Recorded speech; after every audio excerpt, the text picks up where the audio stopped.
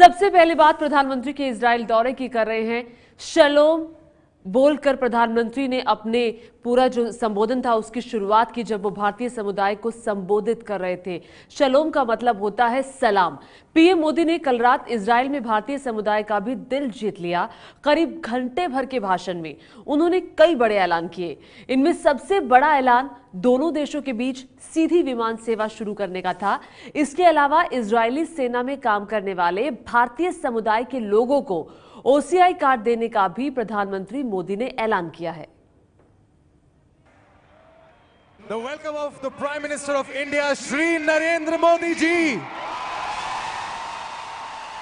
and the Prime Minister of State of Israel, Mr. Benjamin Netanyahu.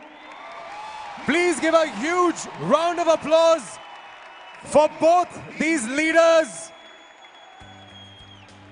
कल रात Israel के तेल अवीव में प्रधानमंत्री नरेंद्र मोदी का भारतीय समुदाय ने जबरदस्त स्वागत किया। उनके साथ इजराइल के प्रधानमंत्री बेंजामिन नेतन्याहू भी थे। मोदी के संबोधित करने से पहले नेतन्याहू ने एक बार फिर पीएम मोदी से अपनी दोस्ती का इकरार किया। शलोम लखेम, नमस्ते,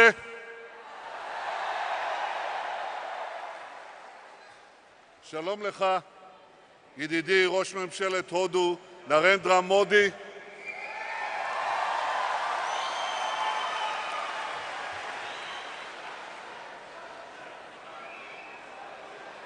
אתם אוהבים את הודו? אתם אוהבים את ישראל? Prime Minister, these are the Jews of India. They love India, they love Israel, they love our friendship. भारतीय समुदाय को संबोधित करते हुए नेतन्याहू ने कहा कि भारत और इजराइल की जोड़ी स्वर्ग में बनी है। It's a partnership made in heaven, but it's happening right now here on earth today. Welcome Prime Minister Modi, my dear friend. Welcome to Israel.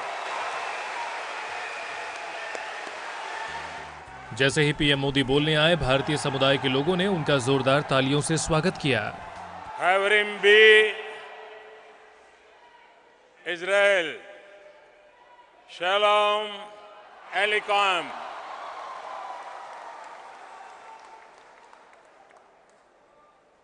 सत्तर वर्षों में पहली बार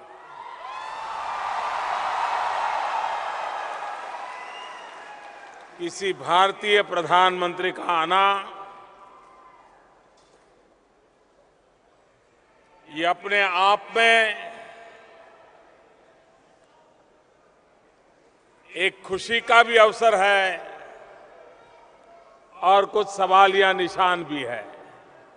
पीएम मोदी अपने साथ तोहफों का पिटारा लेकर आए थे। उन्होंने इजराइल में रहने वाले भारतीय समुदाय को विमान सेवा का तोहफा दिया।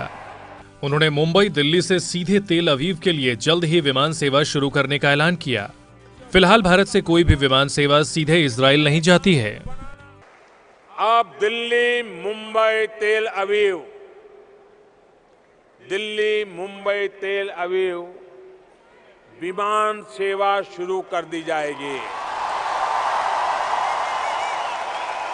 पीएम मोदी ने इजराइल में रहने वाले भारतीय समुदाय के लिए एक और बड़ा ऐलान किया। उन्होंने इजराइल की सेना में कंपलसरी काम करने वाले भारतीयों को भी ओसीआई कार्ड देने का ऐलान किया। अब तक ऐसे लोगों को ओसीआई कार्ड मिलने में दिक्कत होती थी।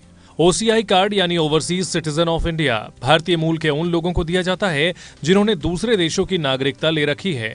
ओसीआई कार्ड मिलने पर जीवन भर भारत आने के लिए वीजा की जरूरत नहीं होती। साल में जितनी बार आना चाहे आ सकते हैं। कुछ शर्तों के साथ ओसीआई कार्ड धारक भारत में काम भी कर सकते हैं। मैं आपको भरोसा दिलाना चाहता हूं कि भारतीय समुदाय के जिन लोगों ने, सुन लीजिए, भारतीय समुदाय के जिन लोगों ने इजराइल में कंपलसरी आर्मी सर्विस की है उन्हें भी अब से ओसीआई कार्ड मिल जाएगा।